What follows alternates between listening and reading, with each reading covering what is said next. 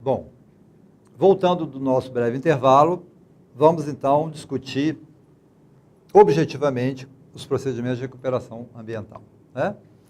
Bom, afinal de contas, o que são áreas degradadas? Aqui tem uma definição, né? É bom que a gente tenha algumas definições, tem dezenas de definições, mas vamos discutir isso aqui. Área degradada são locais que sofreram por algum motivo, pode ser natural ou artificial, alterações na sua estrutura física, biológica e ou química, alterando o meio. Alguns exemplos aqui nós já mostramos, né? Áreas de mineração, solos com manejo incorreto, ação do homem nos meios urbanos. Então essas áreas, como aquelas fotos do córrego Independência, que passa aqui em Rio Pomba, que está totalmente poluído, né? Aquelas áreas de pastagem que eu mostrei, as favelas no Rio de Janeiro, ou seja, todos esses exemplos aí mostrados são áreas que estão degradadas, né? Pesquisador gosta de inventar nome, né? E 3 nomes vinham sendo discutidos, né? Restauração ambiental, recuperação ambiental, reabilitação de áreas degradadas, né?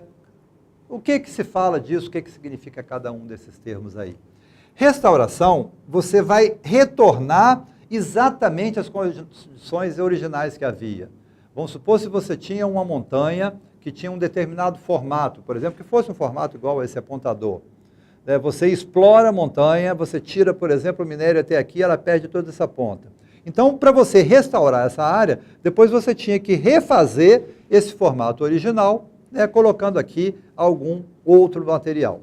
É muito caro, é um procedimento que raramente é utilizado, só quando se trata, por exemplo, de um determinado local que tenha um valor econômico, um valor paisagístico de extrema relevância para que se justifique fazer isso aí, né? A outra, hoje se juntou, recuperação e reabilitação, são palavras sinônimas, não existe mais diferença, né?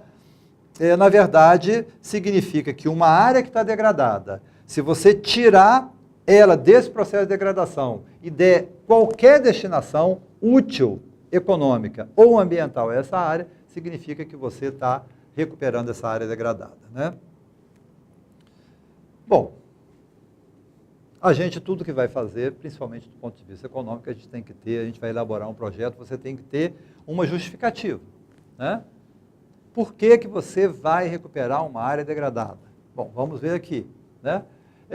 Do total das áreas degradadas do planeta, 40% estão localizadas no continente americano. Vejam bem, né? Destes, 14% estão na América do Sul. Pense bem, nós já levantamos aqui a população crescente, cada vez demanda maior quantidade de alimentos. Os centros urbanos cada vez mais inchados, tecnologia cada vez maior. Se você aumentar cada vez mais o volume de áreas degradadas, o que vai chegar a um determinado ponto que vai se tornar insustentável a vida nesses lugares. A gente observa, por exemplo, em São Paulo, o que está acontecendo em São Paulo. A quantidade de degradação, tanto de ecossistemas terrestres como de ecossistemas aquáticos, é tão grande que está havendo falta de água na cidade, sendo que 2 grandes rios passam por dentro de São Paulo, Rio Tietê e Rio Pinheiros. Mas são tão poluídos que, do ponto de vista econômico, é inviável você tratar essas águas, né? Bom, os objetivos de você recuperar uma área degradada são dezenas, mas que se resumem em 2 pontos. Primeiro, proporcionar o restabelecimento da autossustentabilidade e do equilíbrio paisagístico em determinado local.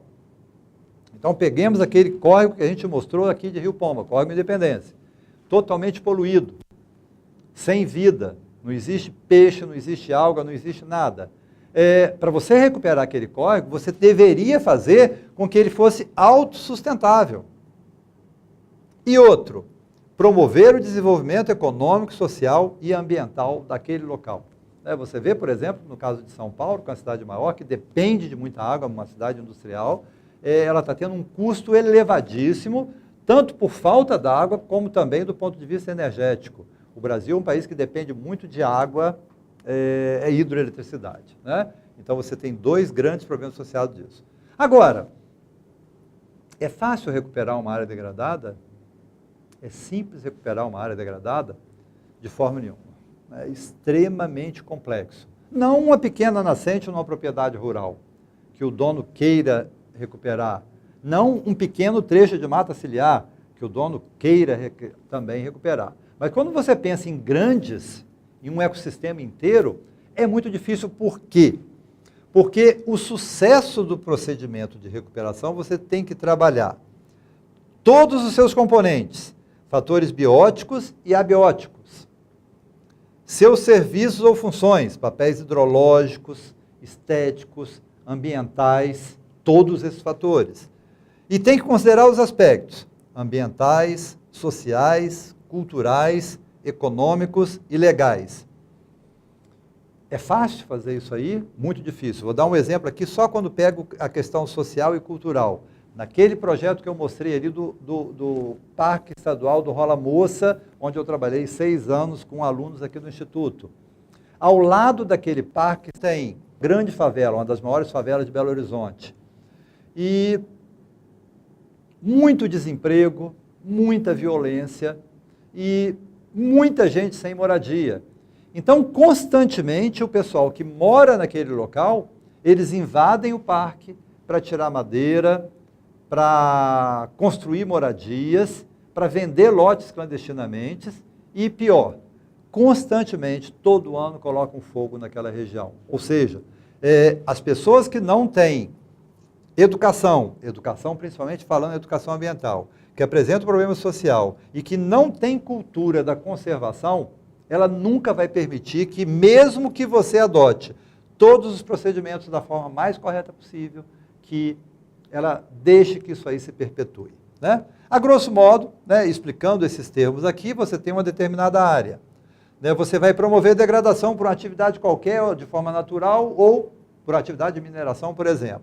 Se você quiser restaurar essa área, depois que você fez isso aqui, ela teria que vir para essa condição. Ou seja, você vai reproduzir o mesmo modelo que havia na condição anterior. Já a recuperação e reabilitação, não. Né? Essa área era dessa forma, você pode manter alguma coisa igual, a mesma vegetação, mas você pode transformar numa área de pastagem, numa área agrícola, né? Ou mesmo atividade comercial, né? Ou mesmo na área imobiliária, pode transformar isso aqui num condomínio. Ou seja, recuperação e reabilitação significa que você vai fazer com que essa área se torne novamente produtiva, não tendo a necessidade de manter as características originais. Mas, né, vamos supor que você entendeu toda essa dinâmica e que você vai fazer um determinado trabalho em uma determinada área. Você quer recuperar aquela área. Bom, a recuperação ambiental ela começa no Brasil como ciência e como disciplina muito recentemente. Em 1993 foi a primeira disciplina que começa efetivamente a recuperação de área degradada em Viçosa, Universidade Federal de Viçosa, no Departamento de Florestal. Foi onde eu fiz o meu curso de mestrado, 10 anos depois. Mas naquela época praticamente não existia pesquisas no Brasil que mostrasse o caminho ideal para você recuperar uma determinada área. Bom, hoje, passado todo esse tempo, né, já temos aí mais de 20 anos que começou isso aí, nós temos uma série de fatores que auxiliam os procedimentos de recuperação ambiental. Né? Por exemplo, a evolução das pesquisas e o planejamento da recuperação. O meu orientador, que foi o primeiro professor aqui no Brasil, o professor James Jackson Griffith, um americano que mora no Brasil já desde 1977, ele foi contratado pela Universidade de Viçosa exatamente para trabalhar nessa área. Ele disse que quando ele ia pesquisar, lembrando que naquela época não existia internet aqui no Brasil, não existia Google, era consulta mesmo, né? Livros de pesquisa, teses, dissertações. E ele foi procurar espécies para revegetar, por exemplo, áreas de mineração. Não existia nenhum material aqui no Brasil que indicasse isso aí. Então ele tinha que usar muitas vezes espécies que eram utilizadas nos Estados Unidos. Só que os Estados Unidos está no hemisfério norte, como nós vimos na disciplina de Introdução ao Estudo do Meio Ambiente. Vocês devem ter visto também em Ecologia. E nós estamos aqui na região equatorial e hemisfério sul, características totalmente diferentes do hemisfério norte. Né? Então, essas pesquisas começam a ser realizadas a partir da década de 1980, 1990, 2000, né? Hoje evoluiu muito, né? Legislação, fiscalização e certificação. Não existia no Brasil. Né? Ela, de fato, ela começa a existir, de fato, cumprida a partir de 1988, quando saiu um capítulo na Constituição brasileira, né, que criou bases que dessem suporte para que a legislação fosse seguida e cumprida. E a cada dia mais ela vem se especializando. A certificação é uma ferramenta fantástica, porque a empresa que adota certificação, ela se autofiscaliza, que é um dos pontos fracos que nós temos no Brasil, porque a quantidade de fiscais da área ambiental é um número muito reduzido. Né? Para você ter uma ideia, a Zona da Mata, mais de 150 municípios. Sabem quantos fiscais existem para fiscalizar toda essa região? 17 fiscais.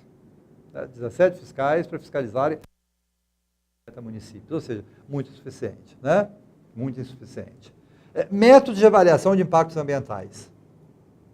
Vocês viram na disciplina, ou verão, que sempre que você vai começar uma determinada obra, diferente de tempos atrás, você precisa fazer um estudo de impacto ambiental da área que você vai trabalhar.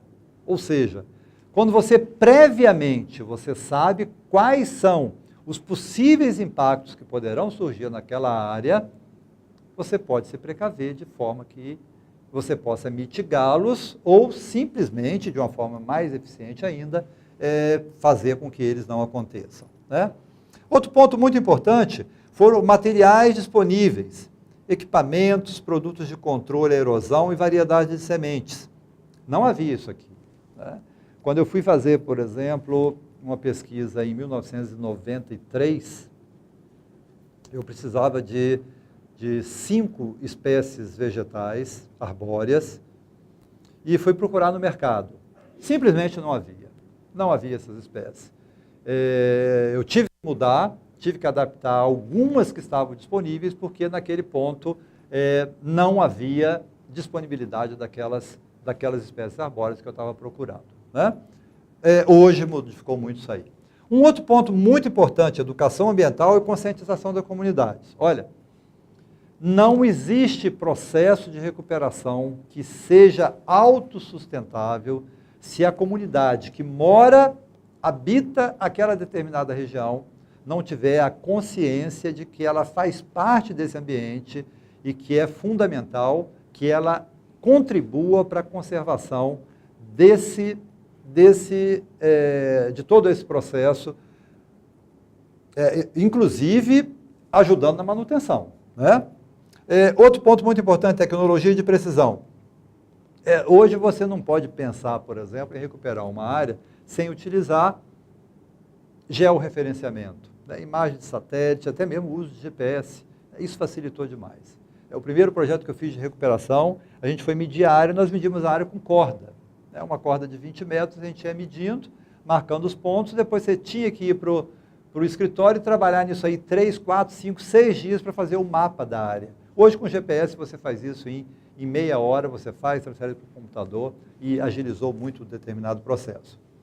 E o último ponto, que é fundamental, são os sistemas de gestão ambiental, que é uma disciplina que vocês vão ver, que ela foi criada exatamente para, junto com a certificação, para auxiliar. Uma empresa que adota um sistema de gestão ambiental, ela se autofiscaliza.